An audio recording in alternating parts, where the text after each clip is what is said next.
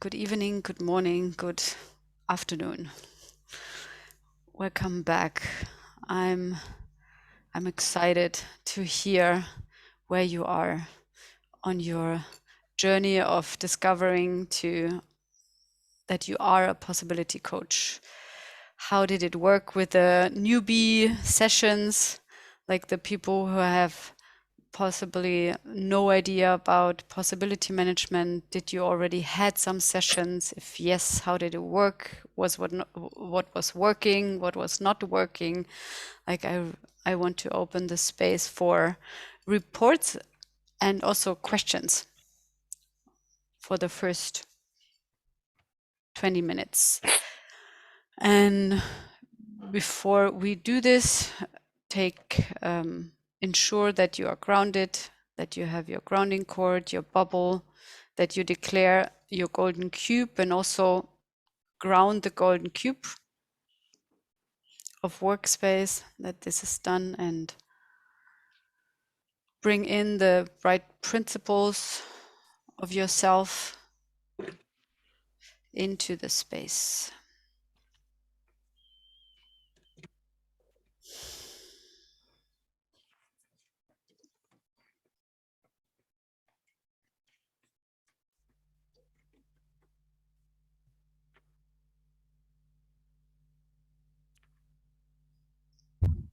And bring it loud into the space.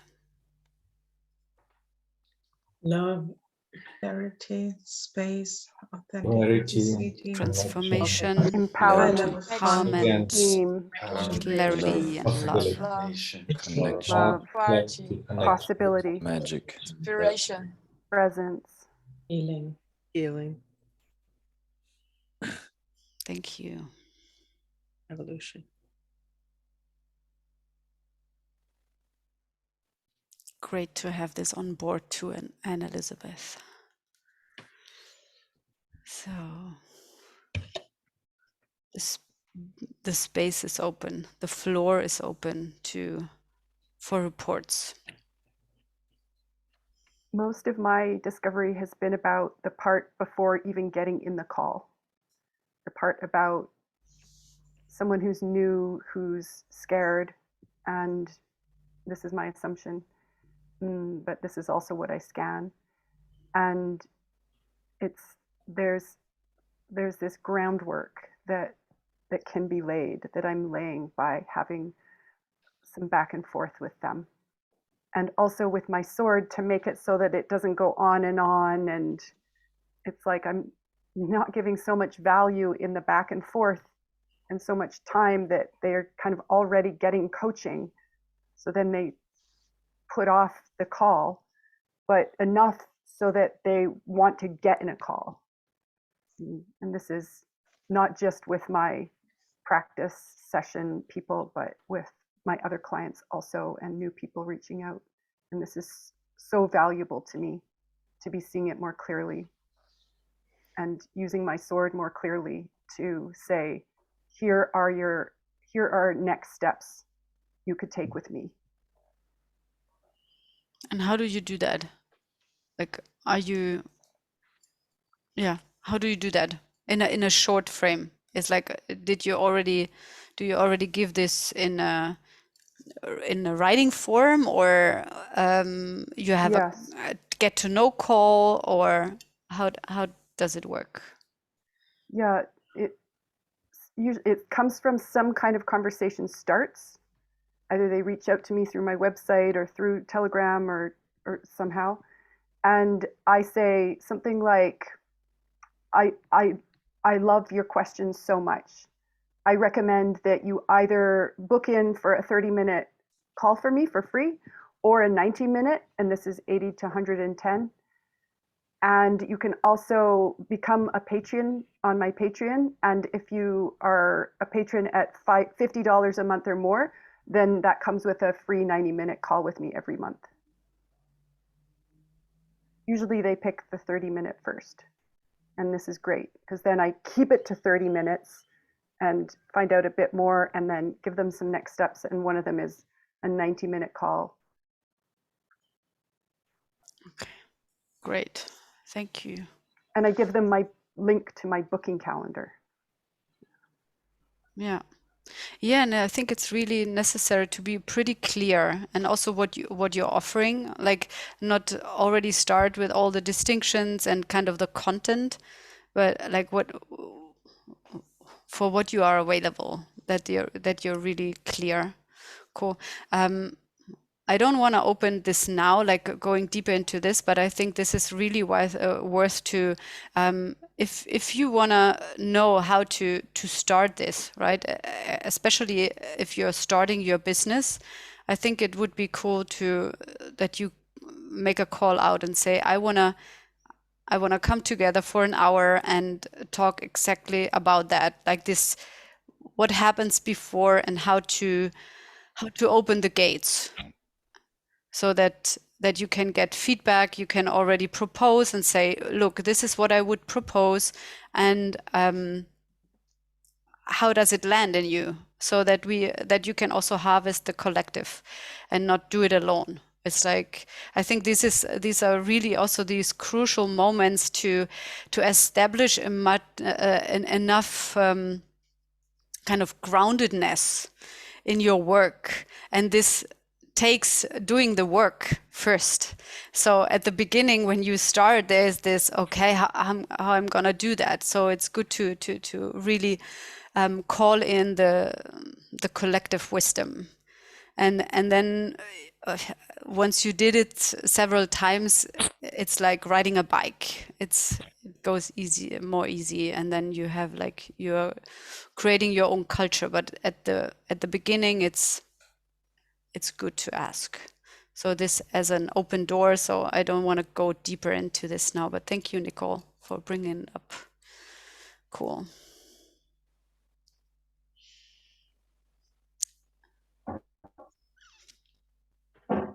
I discovered this fear of actually I somehow need them, like this, because I was making the call, or I made a get to know call, and I already there I was like checking, will it match, will it not match, and I touch myself, okay, I need them, and having this inner fear that actually without them I cannot do that. So this one EHP, and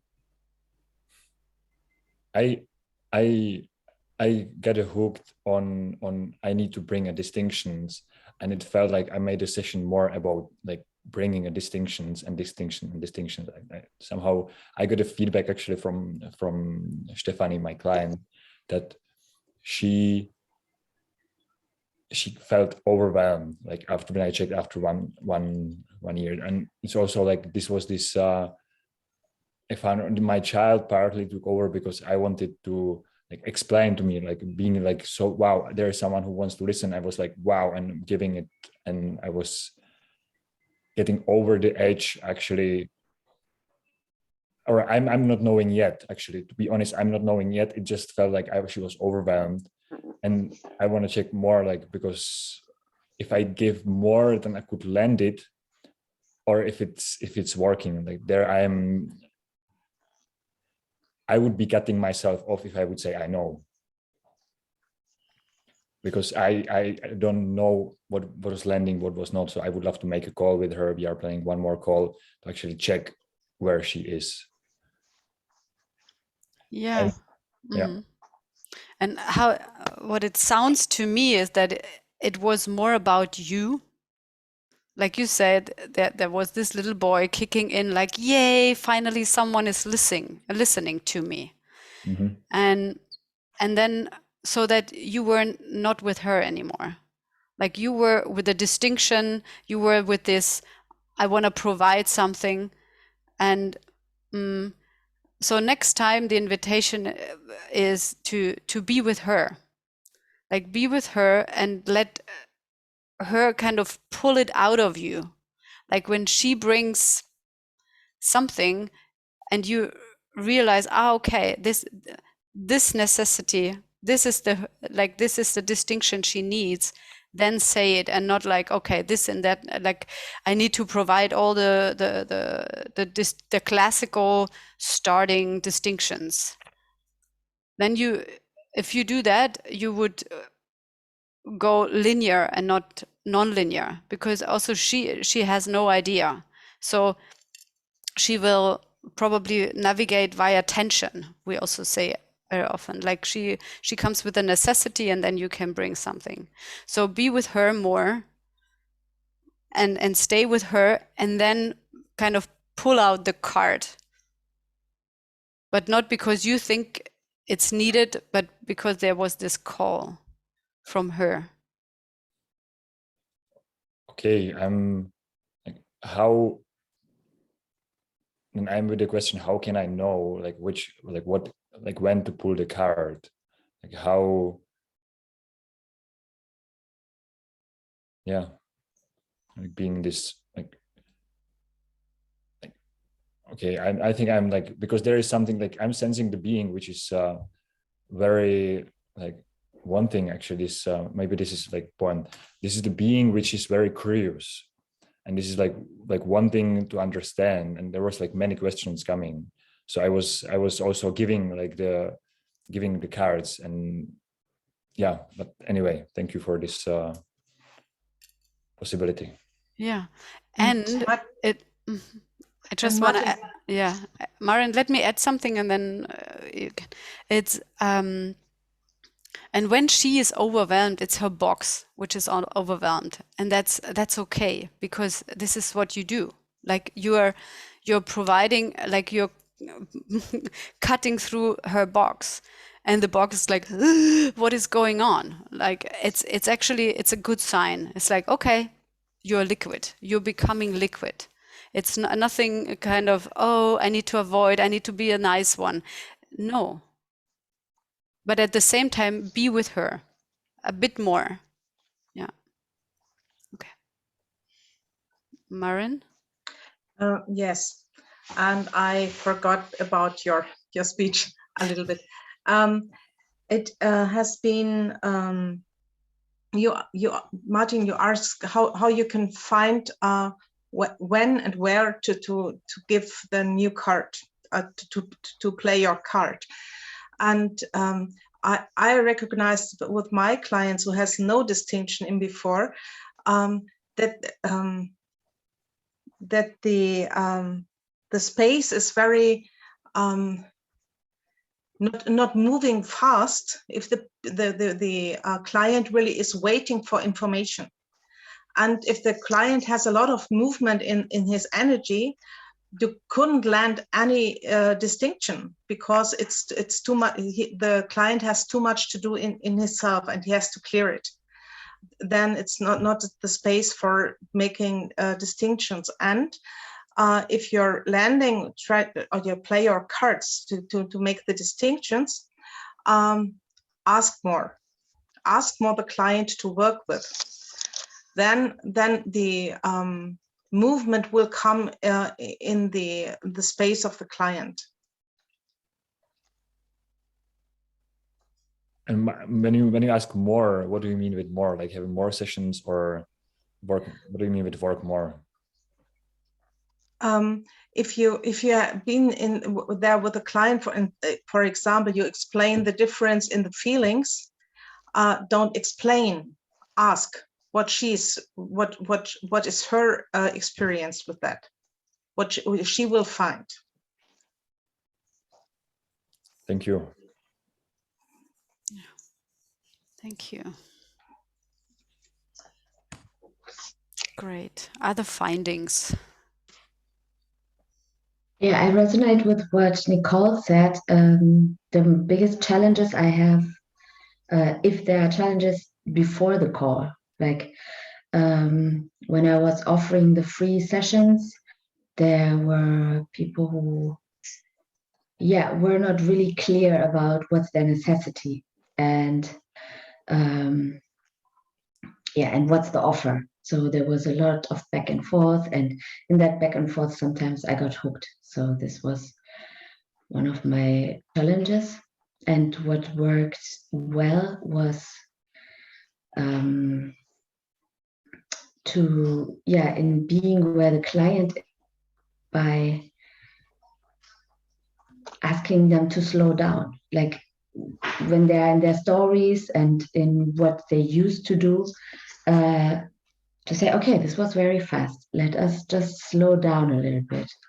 What was this about? And what was that about? And then I realized that there is this, oh, okay, this is all important. Like there's a kind of a shift in the client of, oh, this is a free session and this is like I try something, from a very superficial way of looking at things to a, oh, I can use this space to shift something. I can use this space to look into things deeper. And then I felt that like we are flowing together. That there's always this like the question is, how can I give a context without giving a context, basically? How can I let them experience the space? This is what I want to say. Like this works best for me, to allow them to experience a different space with any possible question or comment or things that help to go unlinear and to show, okay, this is a different space. Yeah, great. So cool. We're gonna go deeper into this later, I bet. Perfect. Great. And so keep this question. So is this how I understand it? Is that how can I give context as an experience? This is a driver question. What you hold during the session, or is it a question you want to place in the space and you want more possibilities? What, just to so this is a question that I hold. That that where I would say that worked the best for me. Okay, so you're holding this question. Okay, thank you for clarifying that. I know. Great, cool. Because on the other side, I see it's the most challenging clients for me are those who think they know what to expect. People who are psychotherapists, healers, whatever, who work in this field and have so many assumptions about how it should be, that it's so difficult to shift to that they space, basically. Yeah. And I think it's a bit a side thing, but what I heard you saying, Habet, is that they are probably thinking it's a free session and it's not worth it, right? So actually, I would not offer it as a free session. Not that you would not ask for like it's the payment is there's no payment, but at the same time, it's like I would offer it as a possibility coaching session, like to say, this is a possibility coaching session. Do you want to book it? And then when they say, what is the price? It's like your transformation and I'm learning. Something like this. And then it's a different thing than it's a free session, because it's not free. It's never free. Yeah. And because then you're probably underestimating yourself, or like the value what you are bringing into the space. It's already labeled as it's a free space. What just comes is like you're inviting also the gremlins sneaking around. Yeah. you see the yeah. So we agree. So probably you find another strategy and propose it differently. Cool.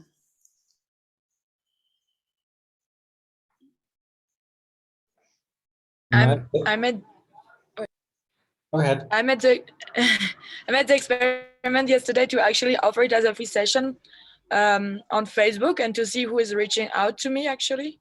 So it was also, and I wanted to label it for free because it is for free because there's no price. And I saw, and I noticed that one person was using his gremlin to contact me, but luckily it was not the first two persons. So and I feel fear because I don't know how it will be tomorrow when I will give the sessions, about how they will really value this free session, like what I'm offering. And yeah, that's all actually, since I haven't given it there. I don't have so much to share. It's more about how did I reach out to the people. And I feel glad some people responded. Great. And report back how it worked. Cool. Yay. Joseph.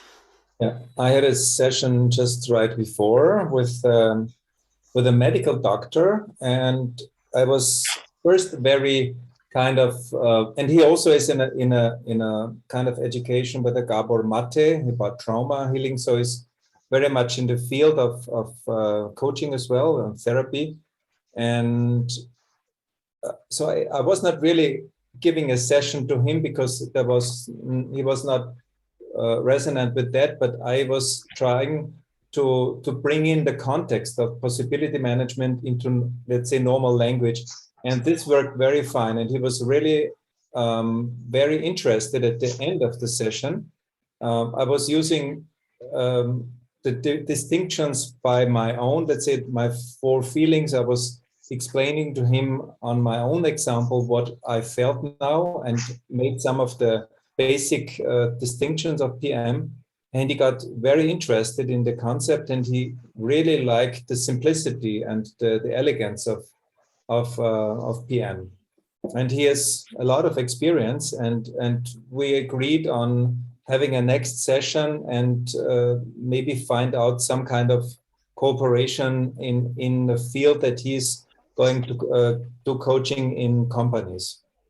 So it worked very well in the regard that he really liked, he understood obviously the context of PM very well, and he got interested in this elegance of the model. Yeah, and Joseph, did he feel something? Did you make like did you make him feel something? Yeah, he got he explained and well, it was more fundamental. Okay. Yeah. So obviously sure. you were explaining the frame of possibility management or the distinctions. So he got interested. So what I hear is that it was a conversation you had with this guy, and fair enough. And possibility management, when he's not feeling something, or when people like when you're not opening the space that that your clients are feeling something, and you don't navigate into the direction of a liquid state, it's a waste of time. It's nice, like what you say, okay, then you have a proposal for a cooperation, but let him experience it. There's something what I see that you not yet allow yourself to really fully own like the radical responsibility of possibility management. It's this as if it is really a toolbox, but it's not. It's a context. It's like you're using tools, yes, and it's a context. It's something. It's your it seems to me that your point of origin is still like on another place. It's not yet plugged into the context of radical responsibility, or in the into your center, you know. I think this would be probably like the next door for you to work on, if you're interested, right? It's like if you like to, you have the choice. But as you are here in the training, it's not about, okay, I'm doing another coaching training, right? It's about that you, like all we are here in this space, we are navigating ourselves into the territory of radical responsibility. We are inhibiting this space. So when this guy is coming next time, just let him lay on the ground and let him feel. And what, you know, and then he can decide, is it cool work or not? But talking about it won't change anything. And thank you for spreading the word at the same time. It's like, yeah, it's I probably was in fear that I would be too fast with this guy, because he was expecting. I had also given another expectation for this session, and I had another paid session today with a client, and it worked very well with feeling, and this person really got into sadness and anger, and we had a lot of feeling works in that. So I'm not really.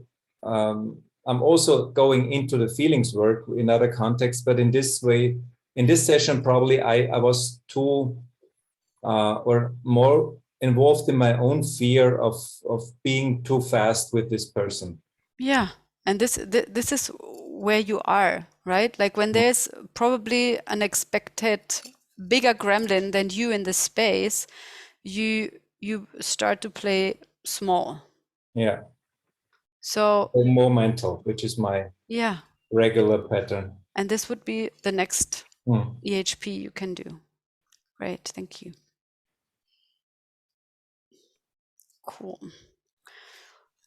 Anything else to report? If not, I would shift into the next space. Sabine, what is about yours? Great, thank you, Maren. You know something, probably. Yes, Okay. Sabine, why are you hiding? Yes. Why are you hiding? Why are you not sharing your gold? I was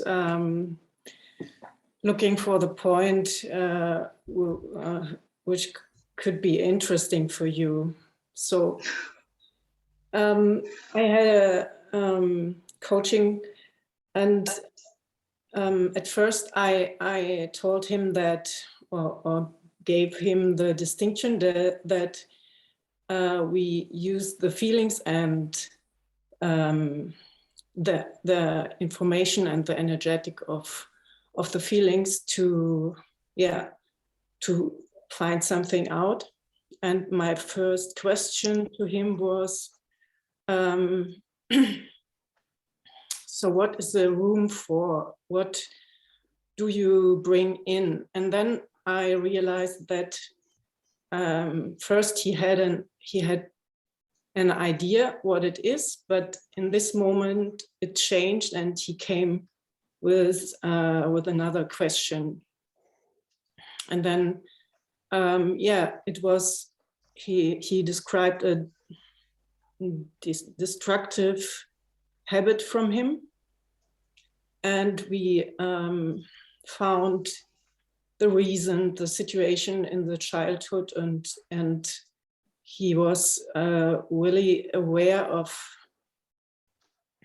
the consequences from the decision he made. And so he had a deep, or he got in touch with other feelings, and also with suppressed anger.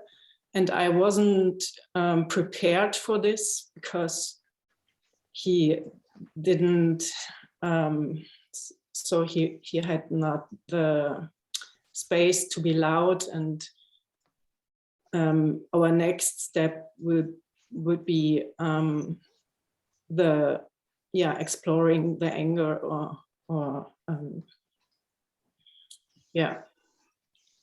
so now he is in a liquid state, and he is ready to go the next step. Cool. Great, yay. Keep him as long as possible in the liquid state. Cool, yay. I feel glad about that. And what I do, it's sometimes I'm also It's like, okay, of course I can open the door for anger work, and I think the power of a rage club is, I would say it's how do you say it in English? Uncomparable to a one-on-one session, especially with rage.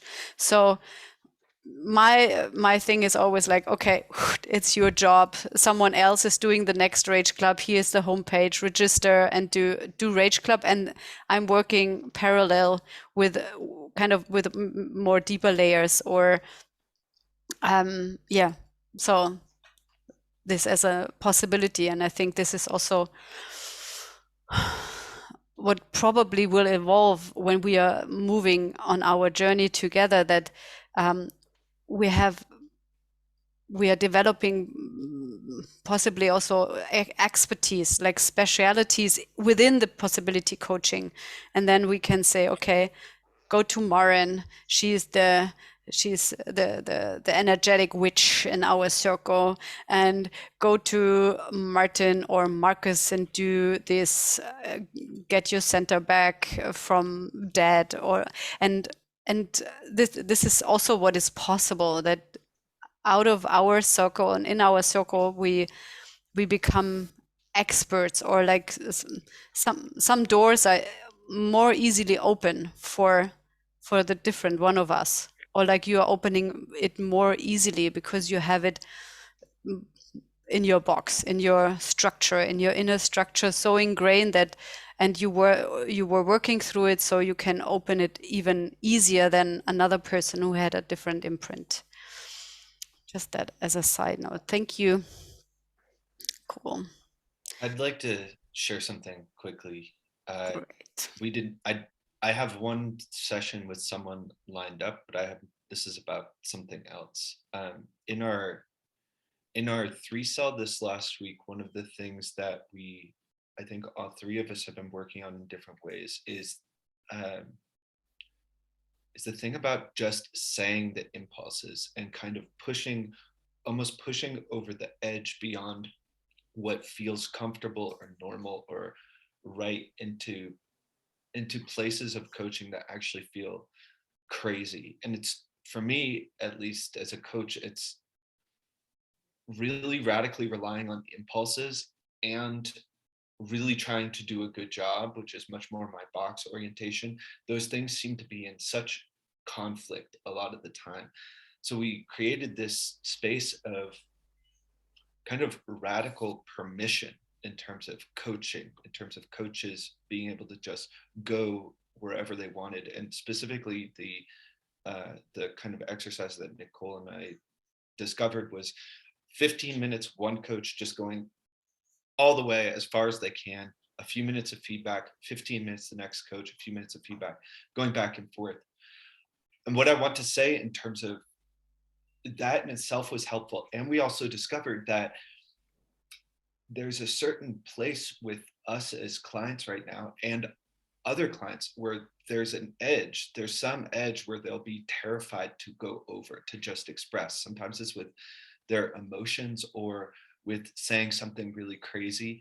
And I wrote down 3 of the questions that we came up with, but they're things like how to help your client be a bad client instead of being in the good boy, good girl, like client role, how to get them to actually discover. So yeah, I'll share those. But for me, it was, I held space for someone 2 days ago, and it was, wow, just so radically different how much smaller the part of me that's like, I got to do a good job was, and how much more available just saying the stuff into the space was. Yeah, great. Thank you, Devin. Yeah. And would you add this to our list of the great questions? Make another section, and probably they will fall in the direction of a vacuum question, right? Yes. Like what I heard you saying. So to open the door so that they fall into the space, they implode, and that's different than exploding, but has the same consequences. They are opening up. They're falling into themselves.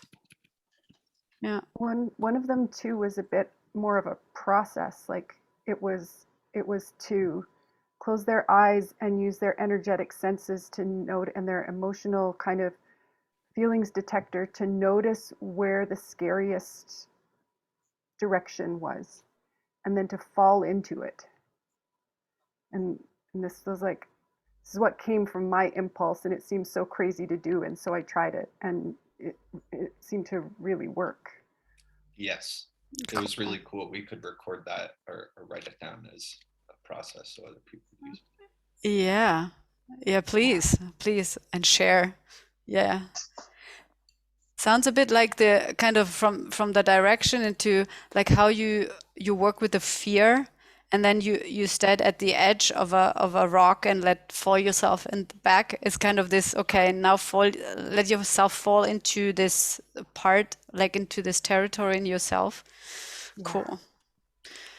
Yeah, Do you know the movie The Last Unicorn? And there's a mage called Schmendrick, and Schmendrick stands there, and the situation, everybody's fighting against each other, and he's trying to do something. He tried to make his mage, and it doesn't work.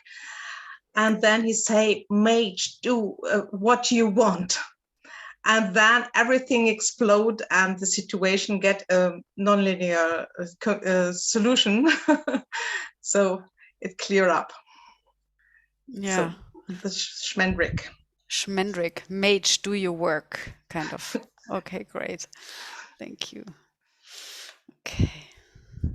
So I already announced that we are moving in the direction of checking in with the mind machine territory and also with the flow processes. I would like to start with a mind machine, and I will actually post it here in the chat. And I want you to open also this the homepage, and because I want to show you something. So when we are kids, we are it's a bit like also like blogs or technologies. We are inventing these mind machines to be less dangerous, to have less power, to weaken our strength, to numb ourselves, to please the other person, because we are not dangerous anymore. We are just nice. It's also a bit related in, or possibly is connected then to the different kind of box technologies we are inventing as well and adapting. So of course everything is interlinked. And so far we figured out that there are 9 mind machines. And I want that you go to the section. Do you have all the homepage open? Yeah, that the thought map of mind machine, that you see the map and how is it operating. So usually like this, there's a black box between the ear and the brain. Sometimes it's between the brain and the mouth, but very common is the position on this side, on that side, from the ear to the brain. And this is a box which slows down things, and we can move through the different kind of mind machines together. So the first one is what we discovered first, was this time delay. Like you ask a question and the person is not answering. And it's like as if you would talk to the wall. This is then an indicator the person has like probably a time machine with a time delay. And then it feels like they are almost freezing, and then they start to operate again. So it's just like it's kind of a pause. Then another one is the become confused. So you say something to them, or they are listening to something, and then they get totally confused. And because they always get confused when there's hearing something and it gets dangerous, and they would need to say something, they get confused, so they are not able to say anything at all. Everything gets blurry, nothing is clear anymore. They are speechless, and they are just confused. So this is another one. Christina? Yes. I would like to check the necessity in the space for how deep to like that you explain the mind machines, Okay. or if everybody has read it and like it's already clear to most of us. Yeah. Okay, great. I just wanted to have a summary, and great. So who read it? Okay. So I will slowly, fastly, not slowly, fastly go through it. Just a quick review. Then the third one is the enter the fog. It's like people experience this, they are totally blurry, and it's kind of there's this buffer, the buffer zone in between, and you cannot, you're in this, yeah, in the fog, and there's no resonance field anymore with the other person.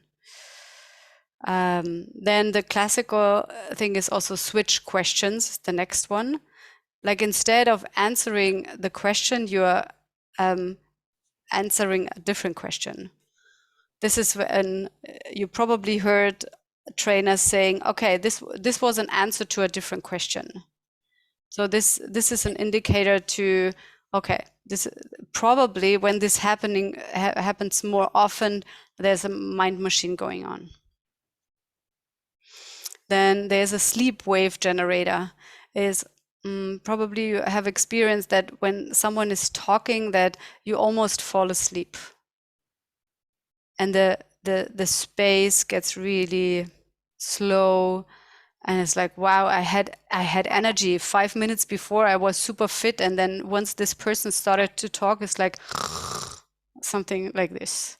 So this is probably they have a sleep wave generator installed. Then another one is complexifying. They make it, everything is so complex and so that they need to analyze and ensure, and everyone also needs to grab the complexity.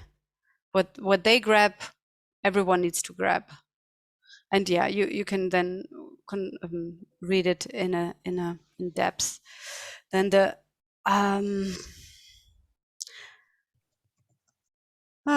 data dump. Actually, I can say. Yes, great. Go so ahead. the data dump is that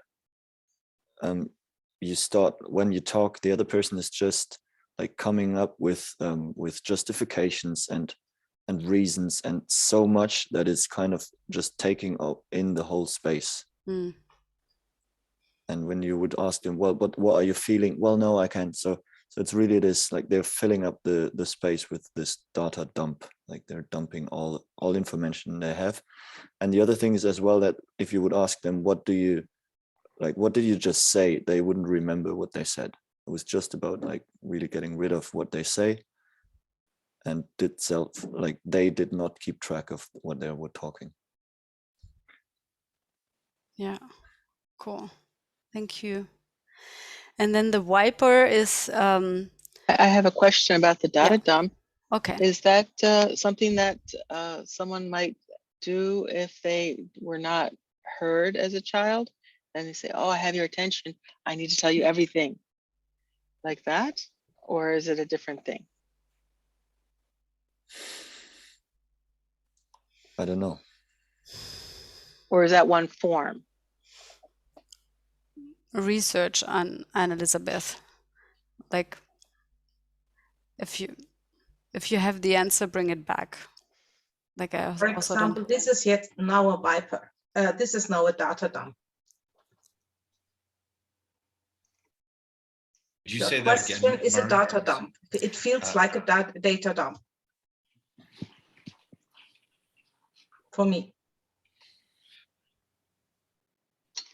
Okay. Probably. You can research together. Yes. Yeah, cool. And then the wiper is like, you get a question and the question is gone. And no response. It's like as if it never happened. And then the queen of the prom, self-referencer. And like you get a question and then it's all about yourself. This is everything what is going on, it's just centered in yourself. This is how I understood it. And but there I have also a question. Is Markus, it looks like you studied this. Like, Yeah, what did you I get think out? I think I have that machine, or had it at least, and it resonated. What I read there is that when I get the question, I cut off all the things that don't fit into my worldview. So I will only answer to what is like already my box structure.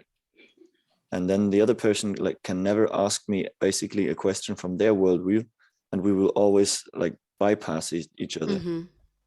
Because I transform their question into my worldview, and then I will answer out of my worldview. Yeah. Cool. I also realized that when I was decontaminating the nodding, like the constantly nodding, that was the queen of the prom mind machine, or is the for me, because I can assume that I got it to not get it, basically.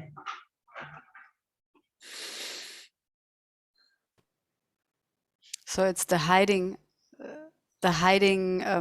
technology that you're just making it about yourself. You cut everything off, but you're nodding and pretending that you're with the person. Is it that what you said, Habit? Yes, it's pretending and also protecting. Mm-hmm. Because when I'm nodding, I can make it, yeah, like, and I make it go away somehow energetically. Because the other person will feel understood, let's say, and will not speak more. I realize that now in the Rage Club, when I'm holding space, I'm not doing it. The people talk much more, and my system is like, whoa! Now there's so much energy coming because I'm not used to it. So you need your sword more clearly if you cut it off. So you already did this time machine, mind machine process. No, I just realized that that my box is structured like this to do that, and nodding is part of it. Right. I no, I didn't do the surgery yet. Okay, because this is what I want to do today, so that every one of you already did one mind machine, and probably we have all one, or even more than one. So then you probably have also already identified your mind machine, but be surprised, Habet, that probably it's something else. It's like sometimes we have a concept and then through the process it will unfold itself. And Elizabeth, what you said? Yes? No? You wanted to say something? No. Okay. I've done my machine, and okay. I believe I have more my machine. Okay. Sabine had raised her hand. Yes. So my question was, is the next step to find out what's my mind machine, or is it? No. While you're doing the process, you will find it out. Okay. Because it's Part of the process. yeah. You don't need to figure it out. It's not something your mind can understand. Even I know your mind would like to, but yeah, like all our minds are. Okay. So I want that you get ready. Or are there any questions before we're gonna start and do this surgery? No. So we do it together. Yes.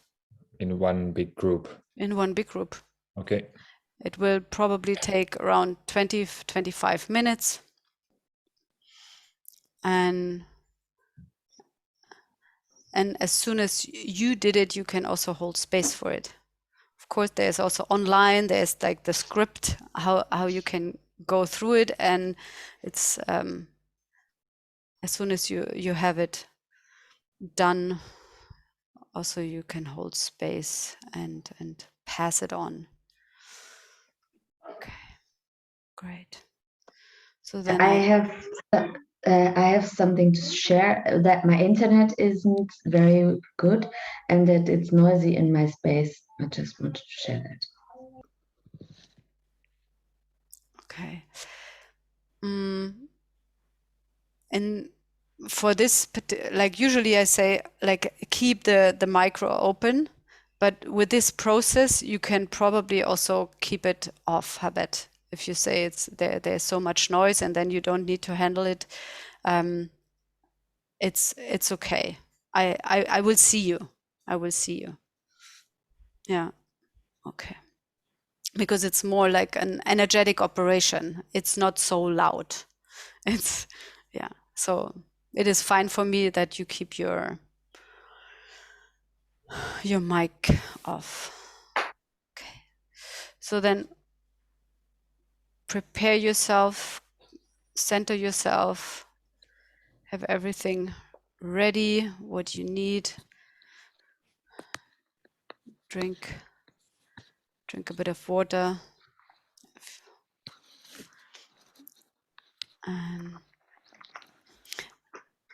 And what you definitely need to ensure is that your clients, like I invite you to be a client, of course, through the process, but at the same time also follow the process as much as it is possible for you as a space holder. So you get kind of your observer, a space holder observer is also active and keeps the memory of the process. Even you can read it, but like on it energetically, and what are the next steps, and how I would say it when it's written, and yeah, so that you become, or not become, receive the imprint. Okay, so then close your eyes. And like first I'm gonna give you a bit of a background. Like what I said before, the primary reason a person installs a mind machine is to disempower themselves in the eyes of parents, school, bullies, teachers, older brothers or sisters. If you are perceived as not powerful, then you are not a threat. When people are sure you are not dangerous, they do not have to hurt or kill you. It is a powerful strategy that helps you survive. Since you did survive, using a mind machine as part of your survival strategy was a good idea, until now. After reaching 18 years old, making yourself weak and confused out of habit is very expensive. This is because after 18 years of age, you can leave mere survival behind and enter the domain of living in the world. keeping your mind machine in place blocks you from living. And as a side note, it drives other people to hate and distrust you. You drive them crazy. You invented and installed your own mind machine. Nobody can bypass your mind machine for you. Nobody can stop you from bypassing your own mind machine. If you do not want to become dangerously perceptive, present, and powerful, do not do this self-surgery of bypassing your mind machine. Anybody who has truly decided to bypass your mind machine, please stand up. And I really mean it like this.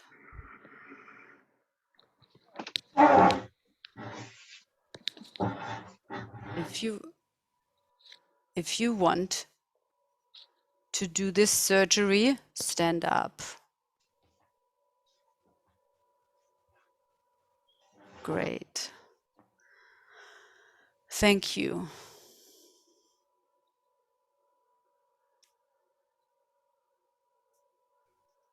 So sit down again and ensure that you are centered, grounded, you have your bubble, and that you're back in a small now.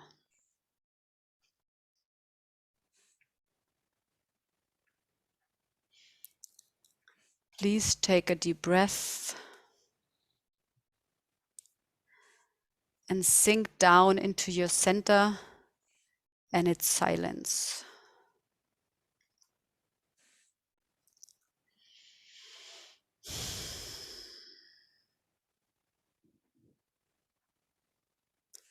Please take another deep breath.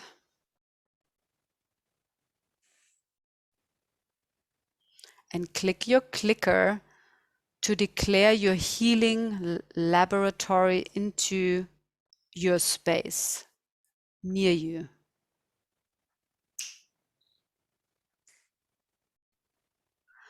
And for some people, the laboratory is next to them, and for some, they are already in it.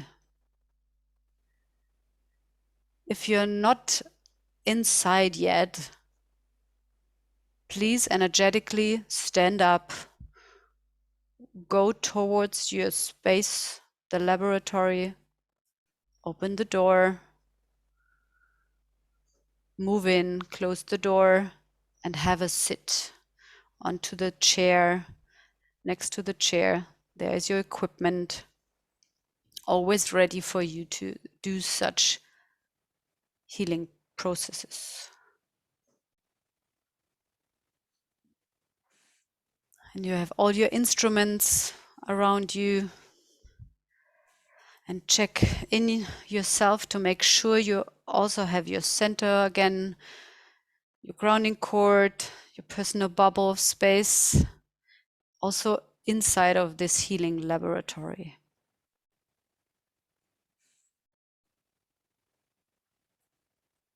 And click your clicker and establish your own energetic workspace inside of your laboratory, inside of your healing laboratory, like your golden workspace.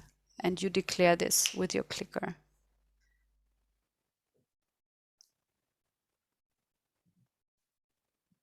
And if you have already chosen your bright principles, please call them one at a time into your workspace. Call them in by name. Love, Clarity, Love, Yes. clarity, transformation, Love, evolution, healing, connection, collaboration, magic. healing, empowerment. power. And thank you. And if you're already checked in to your archetypal lineage, welcome them into your working space. Ask them to provide whatever is wanted and needed.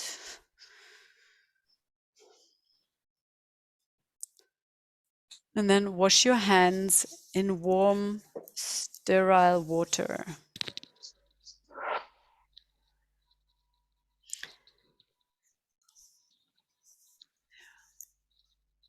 And shake your hands dry.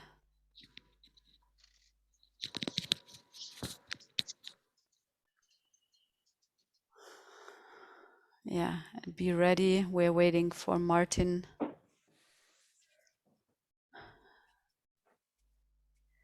Great. Take a deep breath.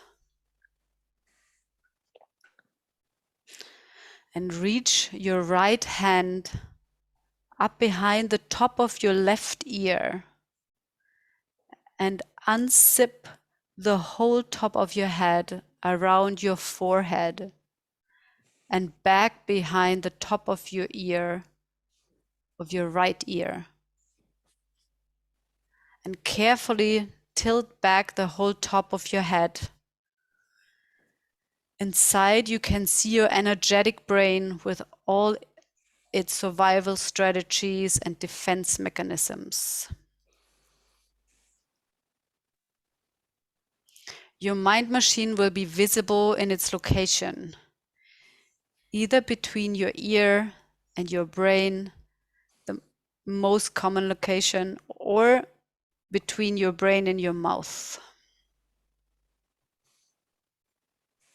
You will see the black wire that starts at your ear and connects into your mind machine on one side.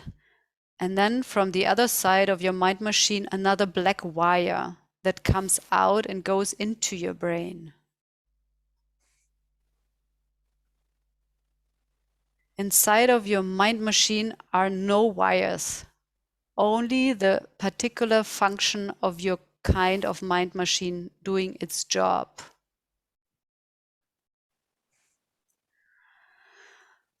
Take another deep breath.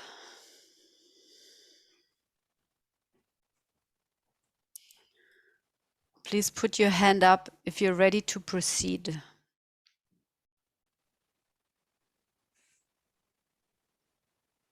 Martin? I'm not seeing my mind machine, or I'm not perceiving it. But you have your head open. Yes. Okay, trust your energetic hands, what they will do. Marcus, was it a yes? You're ready? Okay. Okay. Okay. Great. Thank you. At the count of 3, please say out loud the kind of mind machine you have. 1, 2, 3. Forgot. Delay and confusion. Confusion, complexity. Thank you. The thing with the mind machine is that it takes more time and energy for information to force its way through the mechanism of your mind machine than it would take if the information went around your mind machine through a bypass wire. Mind machines have resistance. Bypass wires have no resistance. Bypass wires are pure conductors of impulses and information. We will use a soldering iron for this self-surgery. A soldering iron is an electric or solar-powered heat pencil that connects 2 pieces of copper wire together with melted metallic lead. The lead quickly cools off and forms a solid bond from wire to wire. When your soldering iron is connecting 2 wires together, it makes the sound zzz. At the count of 3, will everyone please put your hands like you're holding 2 wires in one hand and soldering them together with your other hand and make the sound if your soldering iron when it connects wires. 1, 2, 3. Yeah, exactly. This is how it works. Really make the sound. It makes a difference. Thank you. If you solder a red colored bypass wire to the black wire at the input side of your mind machine, and then loop your red colored bypass wire all the way over the top of the mind machine and connect it to the black wire on the output side of your mind machine. Then any impulse or information that comes in from your ears will go around your mind machine and directly into your brain for immediate, clear, and unhesitating processing. If you install this red colored bypass wire around your mind machine, everything flows through the bypass wire and nothing flows through your mind machine anymore. Do you get that? Yeah, okay. If for whatever reason you decide... I have a question. There are two wires coming out of the mind machine. Is that what I'm connecting? So, yes, but there is a wire from your ear going into the mind machine. And then there's the mind machine, and out of the mind machine, there on the other side, there's a black wire which goes into the brain. And before that, there you bypass it from one wire, from one black wire to the other wire, all around, kind of a, yeah. Yes, thank you. Okay, great. If for whatever reason you decide you do not want to keep your bypass wire and you want your functioning mind machine back again, simply open the top of your head again, exactly like you just did, and cut the red wire with the wiring cutting pliers in your healing laboratory tool. Then the bypass wire will stop working and you will have your fully functioning mind machine back again. If you want to keep your bypassing wire, then during the next 3 to 6 months, your old mind machine will invisibly decompose from lack of use and will completely disappear forever. Are there any questions? Sabine? It's not a question, but I have to connect the red wire with the black wire on the other side. Yes. Yes. So it goes directly through this wire. It goes directly then into the mind, into the brain. And we have not started yet. It was like the introduction that you get it. Yes, we are starting. So are you ready to do your mind machine bypass surgery? Yes or no? Yes. Yes. Yes. Yes. Okay, thank you. Everyone, please take another deep breath. You already know what to do. To use your soldering iron to install your red colored bypass wire around your mind machine. It can help you to carefully lift your mind machine up out of your brain and hold it down in front of your eyes so you can see it better, what you are doing. Afterwards, place the mind machine back where it was in your brain case. Please go ahead and do the self-surgery now. Take your time. Do a good job. Then please put your hand up when you are finished.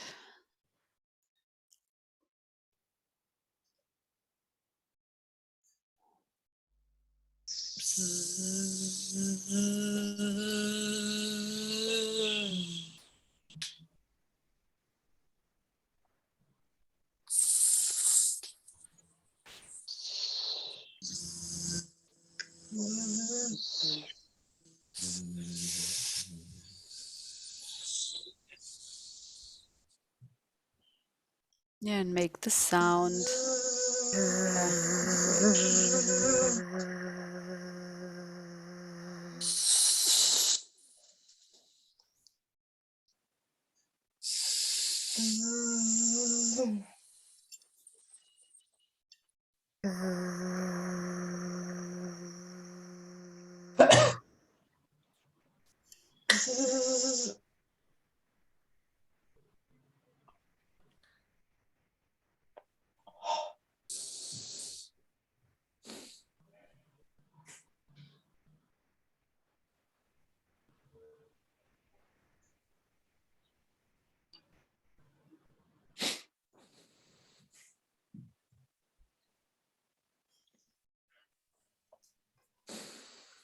Great. And whenever you're ready for this step, we will take care of the wounds just afterwards. So as soon as you put back the mind machine and the bypass is installed, give me a sign with your right hand and lift your right hand. Great. Maren? Okay, great. Thank you. Okay, it looks like everyone is finished. Please take another deep breath. And slowly close down the lid of your head. Carefully re-zip your head zipper all around the front of your head, from the right to the left ear. Keep your eyes closed and reach on the desk of your healing laboratory and grab a pot of healing cream and take a big handful of this cream and put it where the zipper goes along.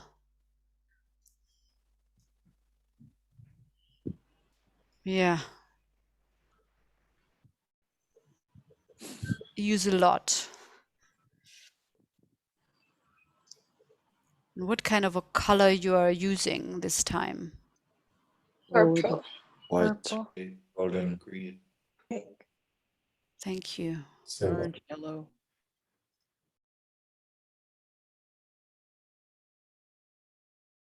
Yeah, and watch that the cream really disappears and sucked into the territory where you are putting it. And be generous with it. And then put the lid back on your jar and put it aside that it's ready for the next operation. Please wash your hands thoroughly in the warm, sterile water and shake your hands dry.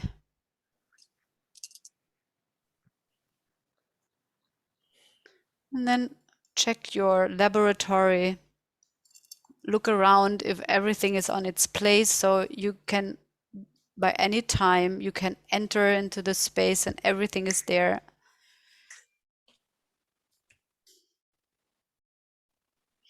And then do everything what it takes to close down and leave your healing laboratory.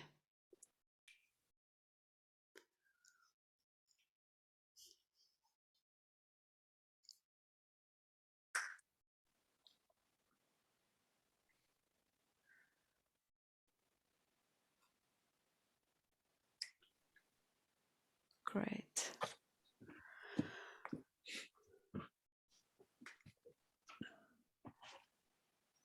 So at the count of 3, please take a deep breath. Open your eyes. Come fully back into the space. 1, 2, 3.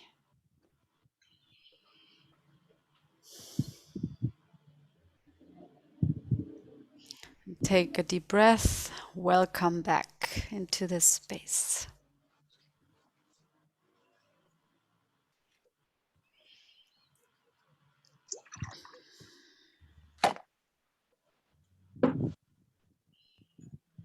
So,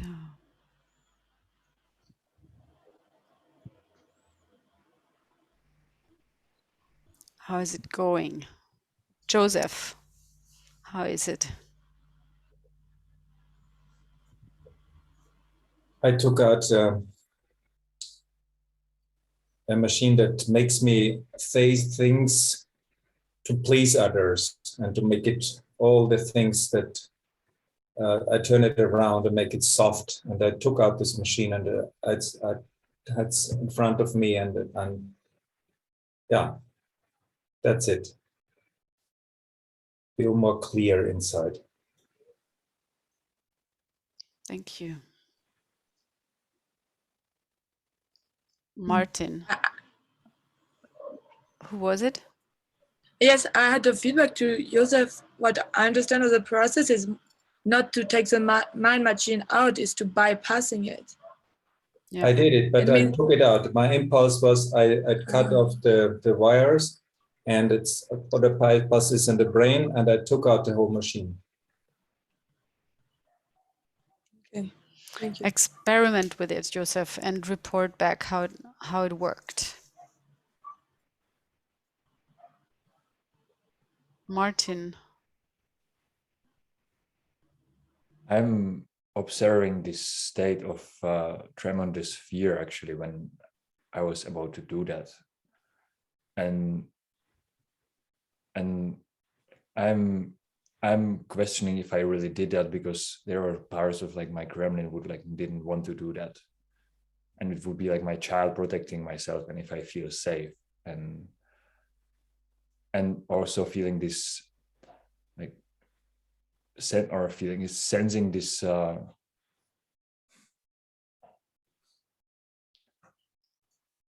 this this sadness, but it's also like the liquid state of something was happening, and I'm What kind of a mind machine did you discover? Like box. I didn't have more. So even I'm assuming like with this this not wanting to look actually on it, like not this wish to look on it, it's like I'm not being sure if it's really like bypassing. Yeah. Okay. I recommend that you research and check for the next 2 weeks what is going on, and if not, if you realize that because you could not identify, you say there was a box, but Yes, you're not clear which kind of a mind machine, so it was not working, I would say. But like something, you did something, so research.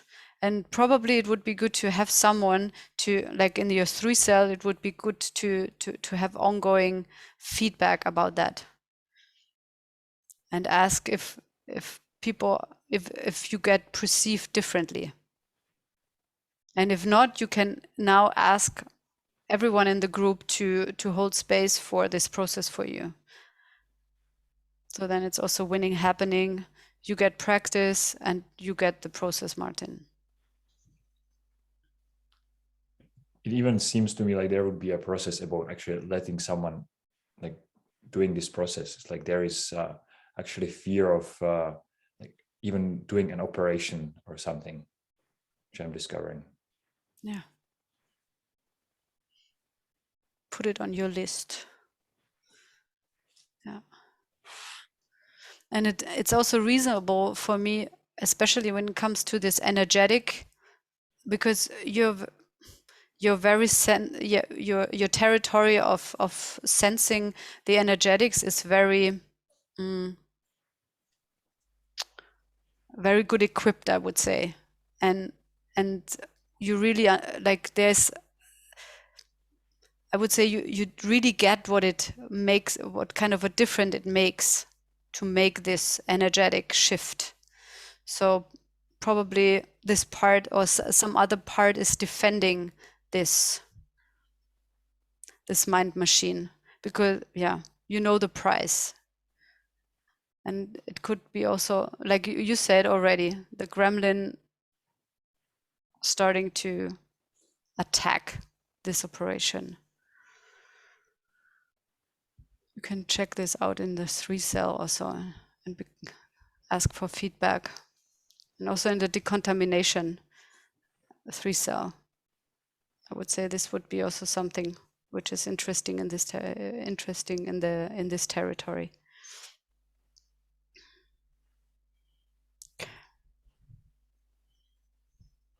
Anyone else? For me, it was.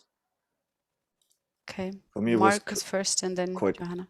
Yeah, quite clear to see that I had, like, from both ears, I had these wires, and they went into the box, into the foggy box, and then I had like one big black one going into the brain. And so what I did is I basically first I took off the ones from the ears, and then I added the red ones. And you went back. You just Well, did it like this.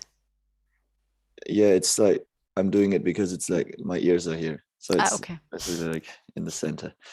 And I could sense when I opened, like when I finished the operation and when I closed everything, that I could sense that it seems quicker, like the connection seems quicker in me.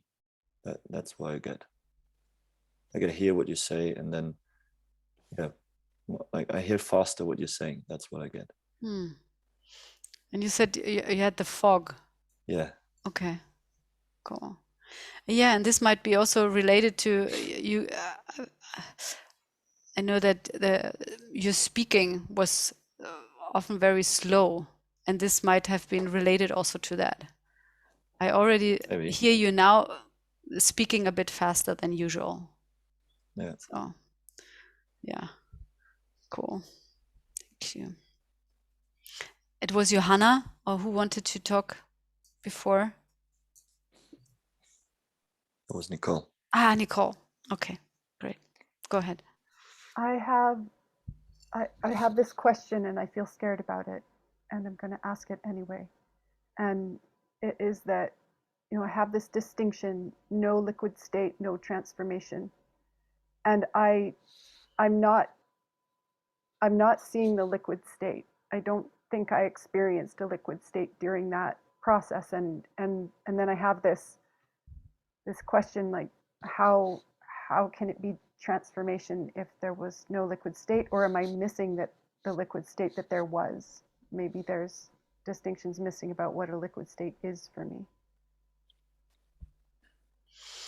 Yeah, I would say like an energetic liquid state is different than an emotional liquid state.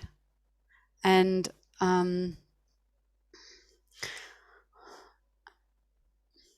as far I have my own experience is that the energetic really operates very fast, and then my body is the slowest part, and then in between there's the emotional body and my mind. So from the kind of the pace, and so the full liquid state I would experience is kind of a bit delayed when I'm doing energetic surgeries. It looks like nothing happened, but it happened anyway. And I would like to also invite Maren. Maren, you were also nodding, and I do you have anything to add, especially with the energetic operations? Yes. I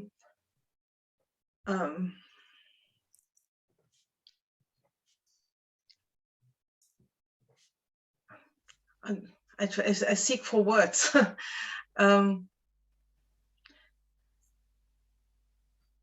If I'm with a client, if I may work with a client, I see it from the outside, and the client is there and make an energetic switch. It looks like nearly nothing from the outside, but all the movements and all the if what I can see, and not only what I can feel with the energetic, but it really shifted, and I only can say it is, and I seek for words. I don't know how to explain. Okay, thank you. Thank you. Yeah. And for me, I was insecure also in the process, because for me it was a little bit too fast to discover what is in there. And I had the machine of confusion, and if I'm there and I try to make the operation, then I saw and I felt that it's not only confusion, that that it is a coupled machine added with the time delay. So I really see this this working tool inside, like there is the machine will choose to go into confusion or to go in the time delay. And that was interesting for me, that it is been both in this machine that is combined. And it's very complex. And really understanding that, for example, could be that made myself, it changed my world, because I really see this, that I'm standing myself every time in front of this to stop and don't know what to say, or speak in a confusing way, and don't have the choice to speak slowly and say what I want to say. Thank you. You're just doing it. You were shifting now. Yes. Great. And Elizabeth, you have your hand up. I Yes. saw it. I have yes. What I have a comment about the energetic shift. So for the liquid state for me when doing energetic surgery comes when my my laboratory surrounds me and I'm in that space, and then the liquid state comes with that, because all of the other tables and chairs and people disappear. Cool. And for me, I had 3 mind machines. One was the time delay going in my ear, and another was a confusion coming out of my mouth, and also the other one was not complexity, the need to understand everything and explain it all, but it gets confused. Wow. Okay. Let's see how Anne Elizabeth is now in the space. Thank you. Cool. Great.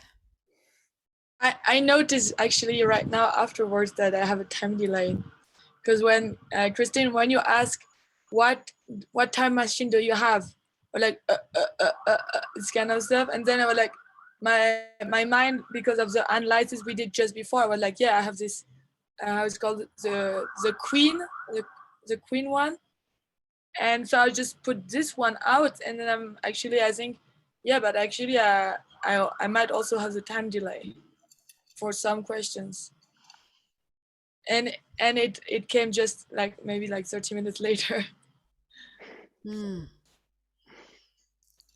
So it takes you 20 minutes. Ask someone and do another surgery. Yeah. Oh, cool. Great. And thank you, Nicole, Maren, for the feedback that it was a bit fast. I would also do it slower with someone who has actually no idea. But as you were like supposed to read everything, or like have an idea of the process, I was a bit quicker. Yes, and thank you for that. Then And I want to add a possibility to yeah. Nicole's question. Mm-hmm. Is that I see that you could also use it during an emotional healing process and kind of figure out, like, getting, when you notice that someone is getting there through the emotions and really like in the situation of, okay, now I'm confused, or I'm whatsoever, like using this time machine unconsciously, and because I installed it back then, and to do it in the emotional healing process, I could imagine that it would enlarge or overflow the liquid state into the other bodies. Thank you. Yeah, that's cool. Kind of also removing a block or technology. Yeah, cool. Great. Yeah. So anything else about mind machines?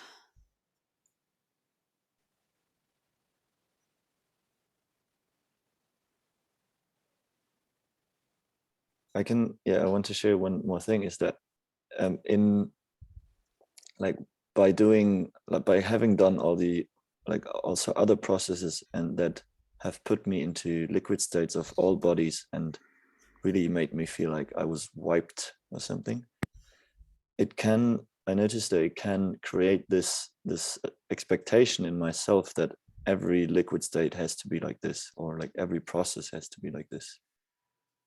And what I get from this is that then I lose the, let's say, the openness to processes that are more working in subtle domains.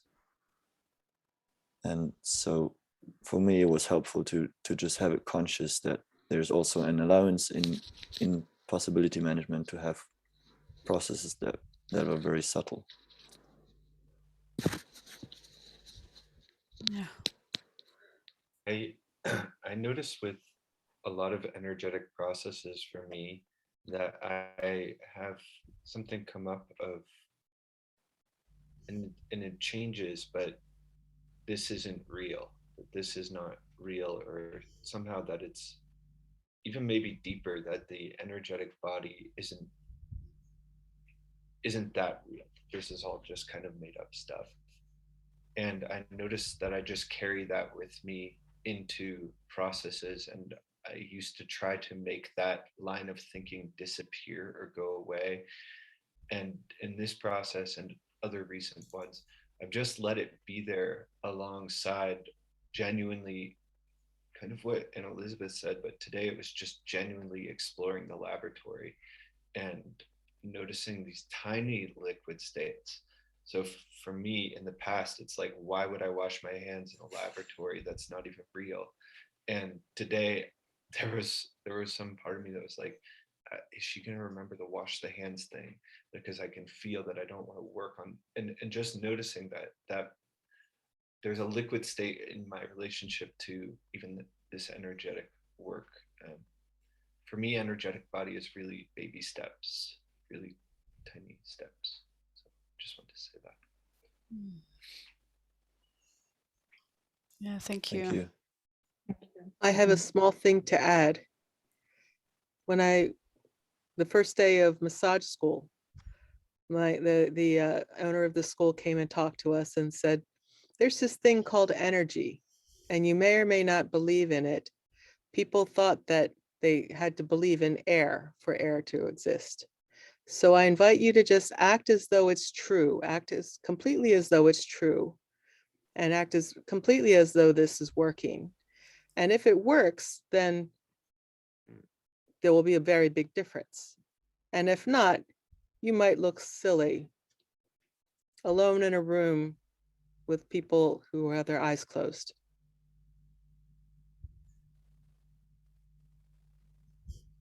Yeah. Yeah, and for me it's every time something is shifting. Even as soon as I want to start and create stories, I ask myself, okay, who wants to create the story, and who wants to defend what was feeling actually so real. And this is also where we are going now. It's like this, from verbal reality into experiential reality, and to and to be in the space and to like, how is it as a space holder to shift again and again into this experiential space with yourself, that you are as a space holder, you frame, you're with the client and you're framing it so that the client has a bigger experience. Yeah? It's all about experiential reality versus I'm gonna explain how it works. And I want to, and it is also referring to this question what you carried, Habet. You had like, how can I give a context within the experience? And I think this is exactly this practice space I want to open, is speaking into the being and make it so big, and you start like a normal session, ask like as a space holder, ask your question, let the client speak for one minute and scan and do your job, and then give them a frame, be with them, and let it be a conversation, but allow yourself to be a kind of a, also again like this, the conscious asshole, like be bold, be like, hey, this is like how it is, this is like to be Johanna, and this is how it looks like, and this is what happens, and this is what's going on, and be bold to just name it and dare to be bold and be, but at the same time it's not like just, it's not analyzing, it's being with the person. And it's a skill of I see it very often, and Chloe is doing it. It's like she's really with the person and makes it bigger, and she said, hey, this is how it is inside of Devin, and Devin, you experience this because of XYZ, and she's naming it and it's working. So this is the magic I want to bring also into our space, that we are naming it, because then the client can really have the experience of like, okay, this is, now there are words for what I'm experiencing. I had just the experience before and I could not wrap my head around it somehow, but now I have words, and you are supporting the client to get a grip on what is actually happening. And for that, you really need to be with the person. It's not a mental construct what you are, you're not giving distinctions, but you're with the person and you look literally through their eyes into the world and tell them what is going on. So it's a fun ride, and it's a workout.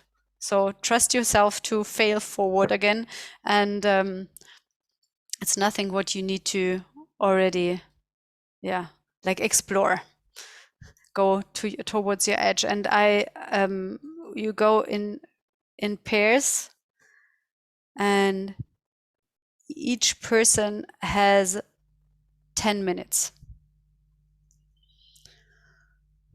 Are there any questions for that?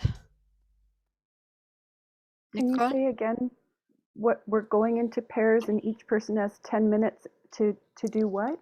To speak to the being, and be with the person, and kind of the task or the focus is to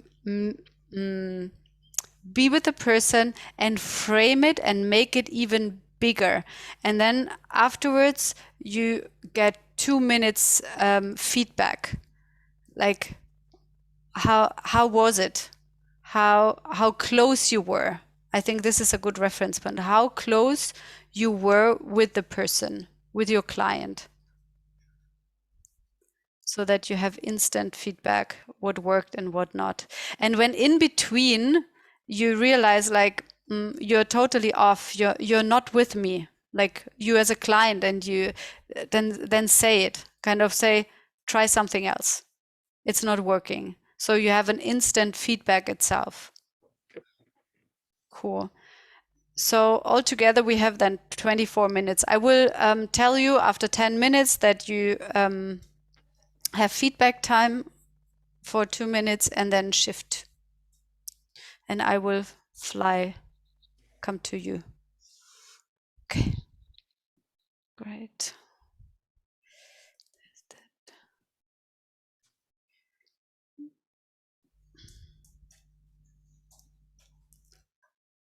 Great. So enjoy.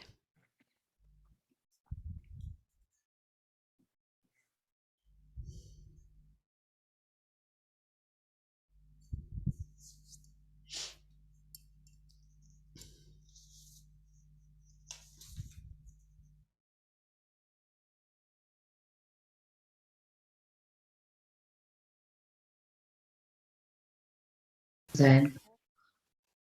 Ja, gerne. Ich kann gerne anfangen, Klientin zu sein. Okay, was ist in dir lebendig, Johanna, als Klientin? Ich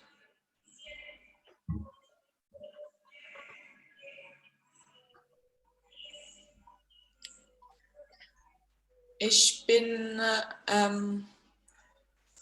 also genau das, als Coach zu sein, dass ich habe Angst, dass ich habe Angst, die Grenzen von anderen zu zeigen und darüber zu sprechen, und ich gehe leicht am Haken mit, wenn eine Person sehr in sein mentales Körper ist, und ich versuche Antworten zu geben. Okay. Und das macht mich Angst, Coach zu sein dann. Möchtest du hören, was ich wahrnehme? Ja. Ich nehme wahr, dass du nicht präsent bist, dass du verschiedene Strategien nutzt, um nicht präsent zu sein. Und eine davon ist, dass du in der Zukunft bist. Also in der Zukunft, in der du die Rolle des Coaches haben wirst. Denn im Moment bist du Klientin. Und eine Strategie ist, darüber nachzudenken, wie es sein wird. Und dass sich das ablenkt davon, im Raum zu sein, im Jetzt zu sein. Ja, und du hast mich gefragt, was lebendig in mir ist als Klientin, und da meine Arbeit auch Coach da ist, das ist in mir lebendig. In generell, ja. Und nimmst du das generell wahr, dass du häufig in einen Schritt weiter machst, einen Schritt schon in der Zukunft bist? Ja, auch. Habet, genau, Habet, du hast es jetzt als Frage formuliert. Formulier es einfach mal, ich meine, das ist ein Übungsraum, oder? Formulier es so, dass du sagst, meine Wahrnehmung ist, und dann sag ihr die Unterscheidung, das, was du wahrnimmst, oder? Du hast es jetzt als Frage, da bist du nicht so gefährlich. Wie trau dich, gefährlicher zu sein? Okay. Welche Absicht hast du damit, in der Zukunft zu sein und nicht im Hier und Jetzt?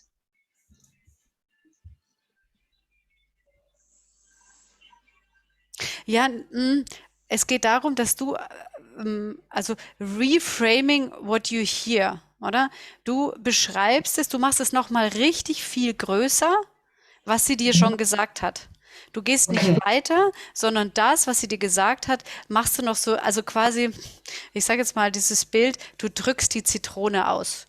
Du drückst sie richtig aus, dass der Saft rauskommt. Und so ist es auch. Du machst es so groß, dass der Schmerz in ihr noch mehr wahrnehmbar ist.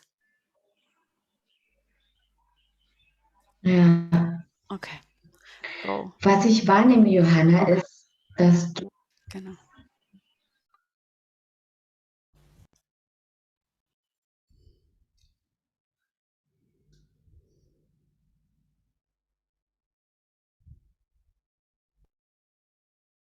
go away. Yes. Yeah, I'm just like, I'm going away. I'm like, fuck you. Like, I'm not being here. Like, do whatever what you want in my body, but I'm not here. Like, I'm fucking. Yes. Yes, all the way. Like let it become all the way big, the feeling. Yes.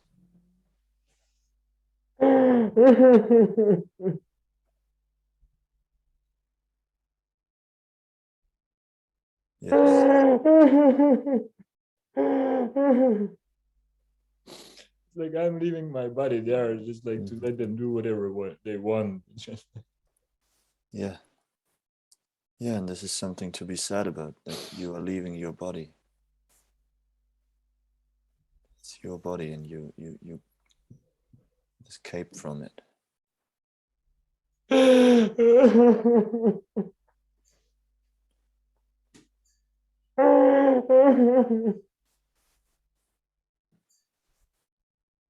Mm-hmm.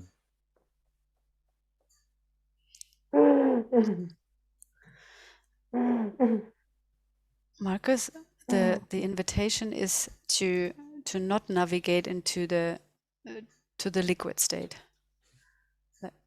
Even it's happening already. Mm-hmm. Like it's about be with him, not in while he's processing, but as he describes where he is, and actually he can be there, and you are making it even bigger. Like what I perceive, Martin, you're sitting in this construct, you're separating yourself, and you're describing it. You even make it bigger, and this is the invitation, that you kind of reframe what you just see, so that he gets even a more intense experience. Even he's already in the liquid state. Mm-hmm. You know, like a bit. I just used the picture of a lemon. You really press it out so that you get the juice out, and this is also like a bit like how do you call it, this glass, like Yeah, die Lupe. yeah, the lupe, yeah. Cool. And you're heating up by repeating what you notice, and make it big. Mm-hmm. Yeah, okay. and you can be even more asshole and more like, yeah. So if he would go into the like into the liquid state again, you would say, okay, Martin, we will not go there. You can park this, and so you can navigate, not always just in there. So go.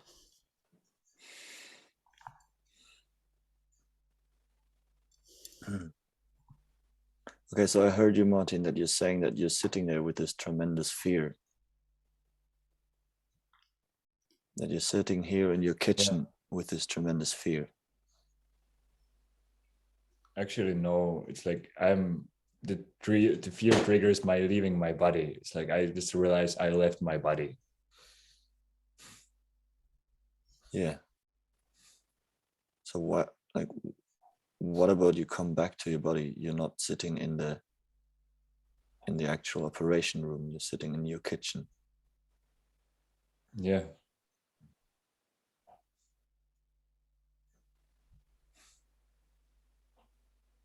Yes, this.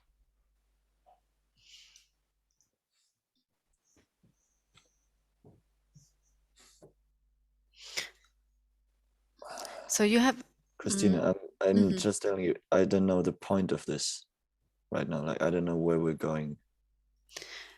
It's because sometimes I think I got what you mean, like intensify an experience the person is having right now. Yeah. It's like you try to understand, like you try to understand what is going on, rather like to really like be bold and free, ask me what is going on. Like even like, okay, you repeat, I am like, you are right now like leaving your body and it's painful. It's like, it's fucking, I don't know, something like this. Yeah, genau. Like, wow, Martin, yes, this is what happens. This is how it is to be Martin. Martin is sitting in his cage, and as soon as something is, I don't know, what you perceive is happening, the fear gets so big that you're leaving your body. This is what happens, Martin. This is your life. This is how you're operating. You know what I mean? You emphasize it. So Martin, yeah, also he likes it, right? It's like to emphasize, and then he can falls into this reality and like, whoa, shit, yeah, this is how it is. And then the emotion usually gets easier to, you can access it easier. Okay, the timer is running. Go. Yes, go. I'm flying to the next one. Thank you.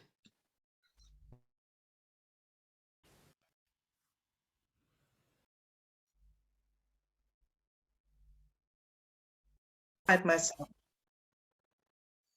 Wow, yeah. Thank you. So you could go back and remember and talk about it, or you could just experiment. Is that what I heard you say? Yeah. Yeah, cool. Do you want to experiment? Oh, I mean, our timer went off, so. Yeah. Yes, and I am on that, really, to stay in that space and make the experiment. Thank you. Thank you. Thank you, Maren. Yeah, how close was I? Oh, you was very close, and you be very careful in the beginning to enter the space, to go to the point which is really good to see. I smiled, so you go with the joy, and that was true. And what really made the space safe is that you open yourself. So for example, I mostly in the spaces I don't see you see you smiling, and the first time for me I saw you smiling, so I really felt like I don't have to stand in front of the wall, don't to get her. So I'm also in the point that I want to have connection with you. And if I really stand in front of the wall, I will open myself, because then I'm in a war with you. But if you open yourself, I could relax and sit there as in the sunshine and watching with you together in the space. And that's something different. Thank you. And it was interesting that you mentioned out this point that I really go outside in the top. I really watch at the situation. That was on the point. Yeah, and what I can add is when we are using this technique, I would say, like to emphasize, then it's good to raise your anger a bit more, so that you're not kindly saying this, because actually it's about building pressure, even with a heart, but at the same time you're building like, yeah, Maren, this is how it is. This is the life in Maren. Maren, you're going out of your body. You need to escape so that you can, I don't know what, stand the pressure, or whatever it was, and so that and this pushes kind of the membrane, and the person can easily go into the liquid state. Of course, we are more trained, but it's the same thing. It's like, dare to be bold, a kind of a bit louder in the sense. Don't be, yeah, be bold and precise at the same time, and push.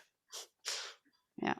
For me, it was in that space. I had expected that Nicole would make pressure, and if she don't make it, she get me. So for me, I understand what you say, Christina, but for me, that space was the right space, because otherwise I wouldn't go perhaps that way. Yeah, great. Thank you. And yes, it would be cool, Nicole, to practice this, because you have also like this, I'm kind. You have this clarity and you're sharp, and at the same time there's this kindness, which is super great. And this technique is just like to emphasize it and to say, okay, hey, wow, this is also used a lot in the mimetic constructs. Like this is how it is. This is where you are, and this is how you perceive life. Like, how is it? Wow. And then you can build the bridge into the EHP. So shift, you have 8 minutes. I will a bit longer open the gates for you. Thank you. Yeah.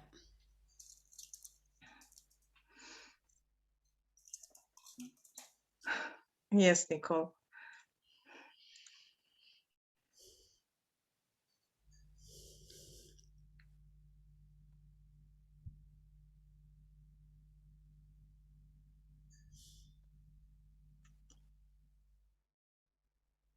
I'm already noticing how different it is to be on the side where I'm being seen other than being the one doing the seeing, and how much more fear I feel now. Yes. Yeah. And the fear really rise up in you much more. It has really been to see that the fear really gets bigger. Yeah. Yeah, and I can see how I'm flying away. Energetically, I can sense. The highest version is something like, I'm more interested in other people than I am in myself. I like fun. That life can be more about fun than it is about problems. In fact, that's just how life is. And I said this thing about people already, but that there's something with this king part that I am really genuinely deeply interested in people. So those are some of the qualities.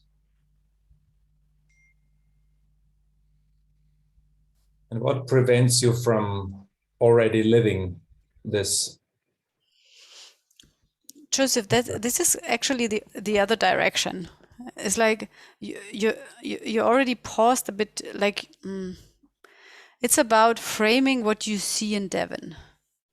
I think we should give dangerous questions in the beginning. That was our understanding. Okay, but like he was talking now for some minutes, right? So you already got a picture. It's just the start. So you get a bit of food, and then you can start framing it like, okay, wow, this is how it looks in Devon, and then start to make it as kind of big as you can. Okay.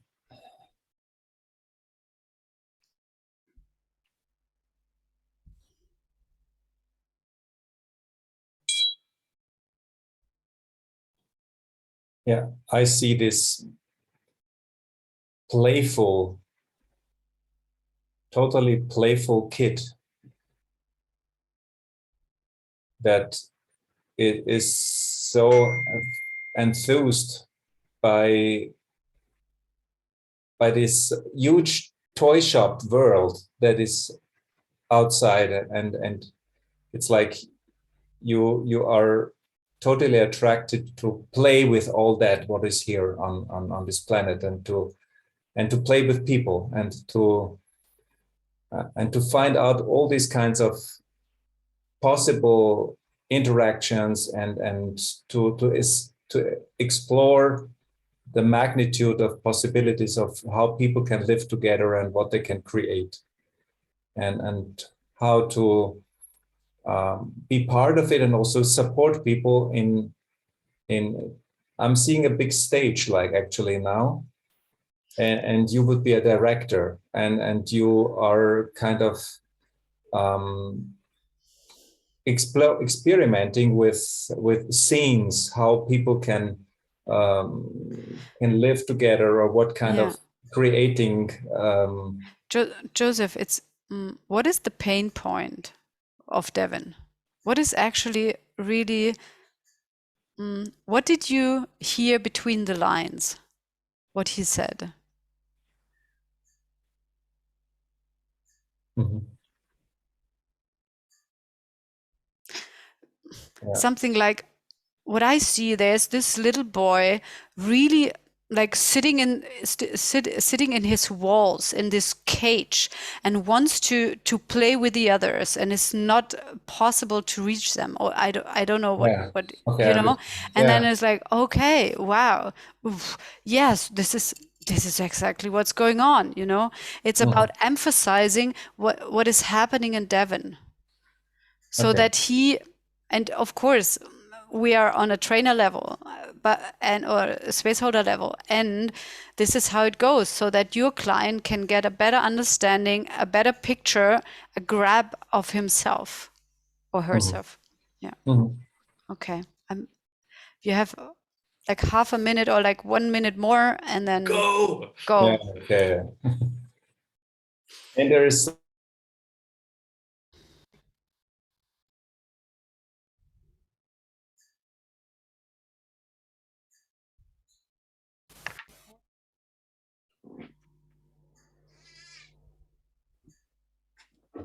Here's the cat that was yelling. Nice. Okay. So wir sind kurz gestört, Christina. Interruption from the cat. Yeah. Okay. Who's who? I'm reading, and yes. Okay. Yeah, it's reading. It's not really reading. It's like, no. I hadn't the word. Yeah. Great. So you have 1 more minute, and then I will open let the gates a bit longer open, because like 1 or 2 minutes more. So go ahead. Okay, 2 minutes more. So you have 1.5 minutes more, and then it's feedback. Cool. Okay. Yes.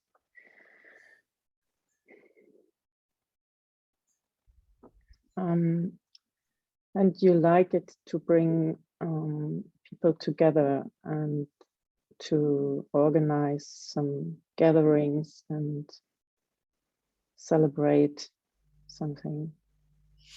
What is the pain point of Elizabeth? The pain point? The pain point is like, it's not about oh yeah, this is what she likes, but it's like, okay, wow, she likes to celebrate. I guess I had some before. So okay, cool. So what would you say? Go ahead. And Elizabeth. Okay. Go ahead and be more dangerous with the pain. With the pain point. Be dangerous. Yes.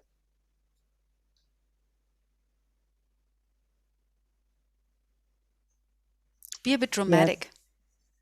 Yes. Okay. If you feel unsure, or you can be very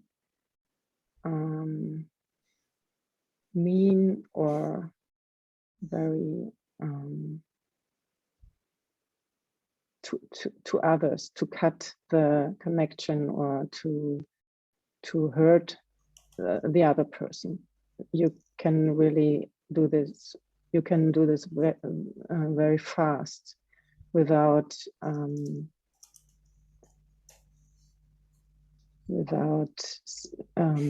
give a sign before. It's your this attack is very fast, and it's that you can feel safe, or that you cannot be hurt from others. You are faster than the others. So you have a sense of, or a feeling, if there is is there something, is there a person who could be dangerous, who could be come too close to me? Okay, so feedback time. You have approximately, I think, 1 minute, so a short one. And Elizabeth, how close she was, how dangerous she was, like what she could have done differently. Yeah. Not dangerous. Not dangerous. But correct. Everything you said is on par.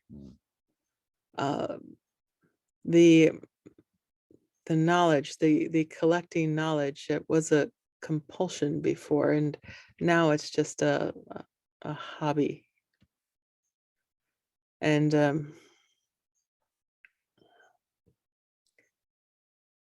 this desire to have a home and to have a place to settle in, and having sadness about that is true. I'm hoping to maybe form a bridge house or find a bridge house. And we don't go there. We don't go there. It's just about feedback with Sabine. What I want to add, thank you, Anne Elizabeth. Sabine, for example, you could say, hey, because it's about emphasizing. It's this, yeah, Elizabeth, Anne Elizabeth, this is what I hear. It's so, like, there's so much pain. There's so much pain of belonging inside of you. You actually build it yourself, kind of a treasure, like a treasure chamber of being alone. And you arranged it like this, and then you would just name it like this, like be bold and create the picture. And of course we know each other and we are probably on a different level, but it works anyway. It's this emphasizing of like, whoa, she really sees me, right? And sometimes when 20 or 30% are a bit off or too much, it's not about this. It's like, dare to say, yeah, and this is how it looks like in Anne Elizabeth. This is how I see you. Fighting for connection, like, and it's like, yes, and then you can use this to move into an EHP, for example. So this is you're emphasizing the pressure. Yeah. Okay, I'm gonna close the sessions and call you all back. See you on the other side. Yeah. Yes. Right. Thank you, Anne Elizabeth. Yeah, thank you, both.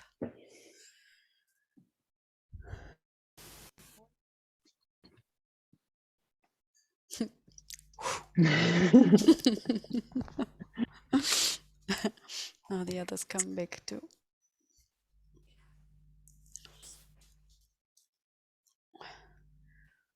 Welcome back. Now, Habet is also there. Great. Everyone takes a deep breath. So to land in this space, how did it work? Or not work? However. I feel a joy, and like I could say and speak so from it, actually from the pain I could feel in Marcus and feel it in me, like feel it inside of me, and like it will even be speaking to myself, like about the pain which I am sensing of not showing up, like not even like the anger and taking care, and I would be alive, like I felt the pain, I was crying partly, I felt the sadness, and I would feel I would be alive, I am alive. And I'm so grateful for such an exercise, actually, to be in such a safe place where I can feel the fear, how my box is freaking out, I'm shaking, and anyway I go and I say that. Thank you. Yeah, thank you. Thank you. And the one, how I hear it, Martin, is that probably there's also an emotional healing process for you to make. And at the same time, I see how you're opening up yourself and be really with, or you were with Marcus. Because if not, it would also not be possible to really open the, like this giving and taking energy, like this, yeah, how do you say, infinity energy exchange, what is going on. And so, yeah, thank you for being bold. I want to share that during the process with Harvard, it was hard for me to feel really the anger. Like, she gave me a feedback of what she was taking really me about. I'm always anticipating, I'm not present because I'm going already one step further in the future, or creating this kind of either laying back and I'm bored or something, or going already with a fear. And she asked me, yeah, and how much anger, like how angry are you about not being present? And I was like, well, maybe not angry enough because I've been working on that for so many years. And just at the end, when at the end of she was first and then I was the coach. And then when we were called to come back to the room, and we had this being like we were together, and I noticed I was not present with her because I was already anticipating that we should go back to the main room. And I felt this anger in me. So I just want to say that even if on the moment it didn't land and I didn't feel the anger, now when it happens to me, the feedback of habit is really landing because I can feel my anger of not being present, and my feet. Yeah, that's it. Yeah. Thank you. Thank you. Thank you. Thank you. Yeah, and what I see also hopping through the different kind of rooms is that it's still like some of you are hesitating to really frame what you see. And I invite you in your 3 cells that you practice that you dare to say, yeah, this is what's going on within Martin. Martin, you are sitting in your box, or you sitting in this whatever, and then describe how the mechanisms are functioning, so that the other person can perceive her or himself through your speaking. And probably what is maybe also helping, what I just thought is like that the other person is then closing the eyes. It's like first you talk and then you close your eyes, and then because this is usually this, yeah, how I saw it, it is used while you're navigating into the liquid state, or you're using it to discover the mimetic construct, or the mimetic construct. And it's not just directly go and navigate directly into the liquid state, because sometimes it needs really this pressure. It's kind of putting the heat on and push against what is going on inside of the person, so that they can experience it. Of course, we are here, you have a counterpart which is trained, but very often when people are coming in and have sessions, they cannot yet get a grip on themselves. So you see something what they cannot see. You're watching out the pain points. You scan between the lines, and you're creating this, and you're emphasizing this picture. So I propose this as homework, or like homework, but we're not in school, but like as an experiment to practice through the 3 cell meetings.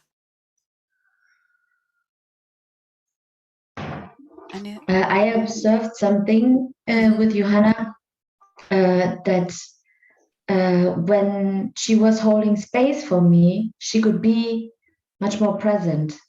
And what I realized is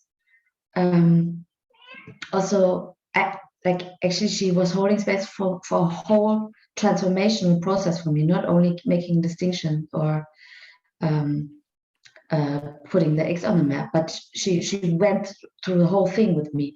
And then when it was time to come back, she said, take your time.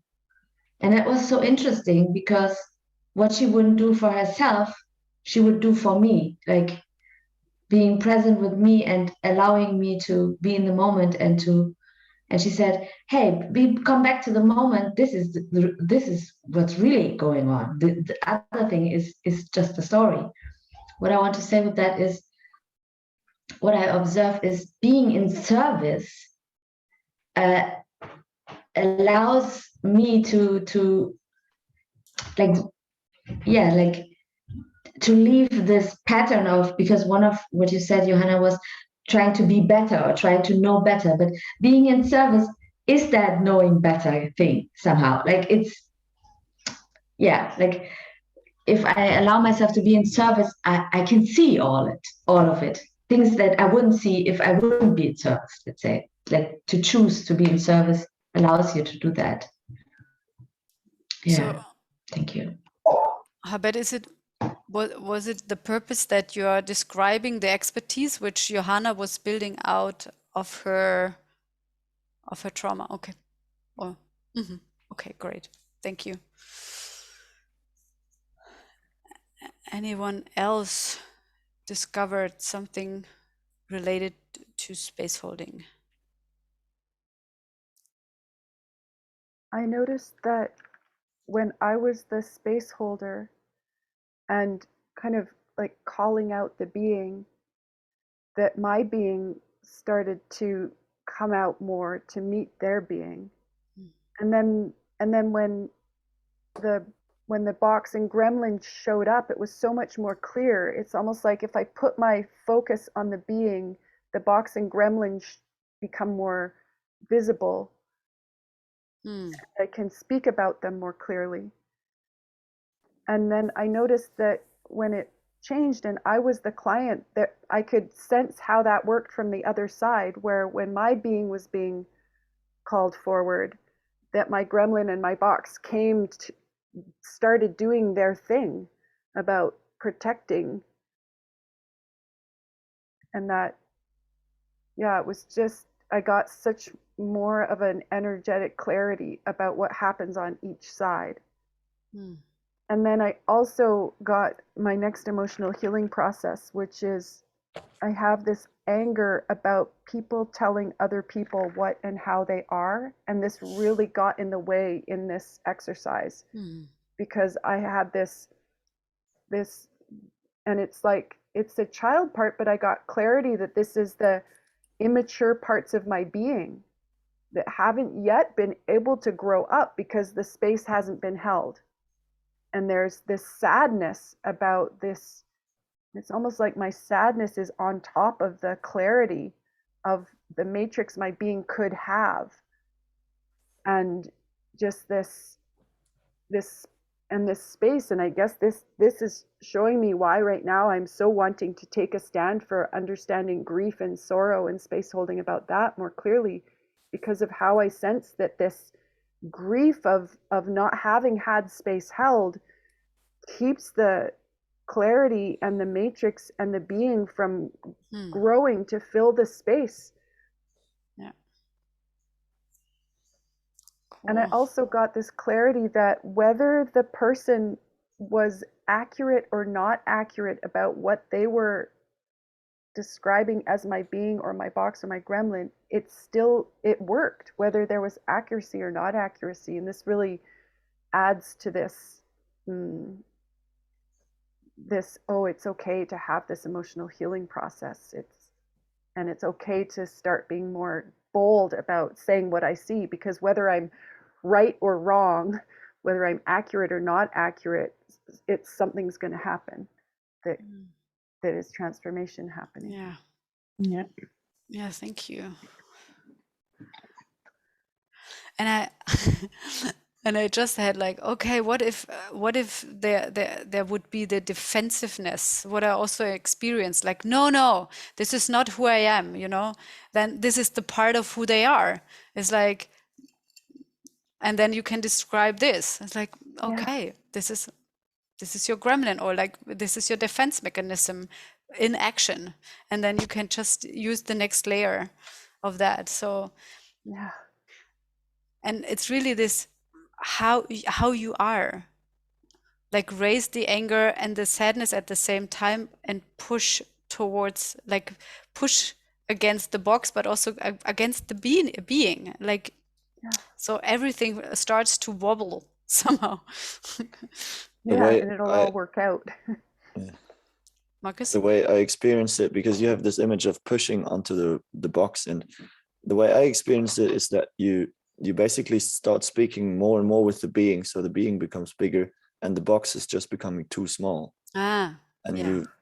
you really make it feelable for the other person, like, well, bye Maureen. Thank you. Yeah. Thank you for adding this picture. Okay. I wanna close this space for now, and wanna shift into what kind of experiments are ahead of us. Like next week, the invitation is that we have clients from abroad online with us. So there will be 5 clients coming into this space, and you're 10, and I hope you will be all there. And Nicole, yeah, she's going. And then you have 1 hour to have a session with them, and you will be holding space, 2 of you. And then in reverse, somehow, it's an experiment, it's an exchange with New Zealand. And as an exchange, Anna proposed to have like 5 volunteers from you who wants to do, like, train him or herself in having like clients you don't know, and start really from the beginning. Like, you would get a number of a coach, and then you make an appointment, and then they would have the experience of space holding, but you would have a session, yeah, with New Zealand. So and for that there is already also a time. There's already a time which I don't have in mind now. I will post it in the chat, and then I would need 5 volunteers to. I'm volunteering. Okay. 1, 2, 3, 4, 5, 6. 6. Okay. So I'm gonna check if more is possible. If more is possible. But that's cool. So They're just waking up now.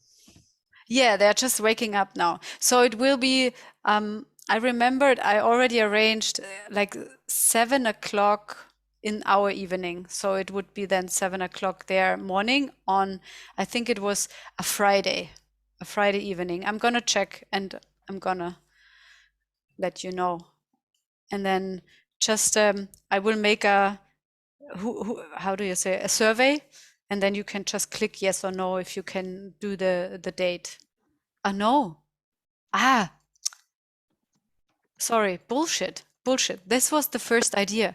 You make then totally on your own, you make an appointment and you find your date. Okay. This is it. Yes. This is it. Okay. Devin, when are you holding space for the no bullshit lesson? Apropos bullshit. Yes. Thank you for reminding, Marcus. Yeah, I'm just going to take the reminder. It'll be within the next 7 days. Yes. Yes. Cool. Thank you.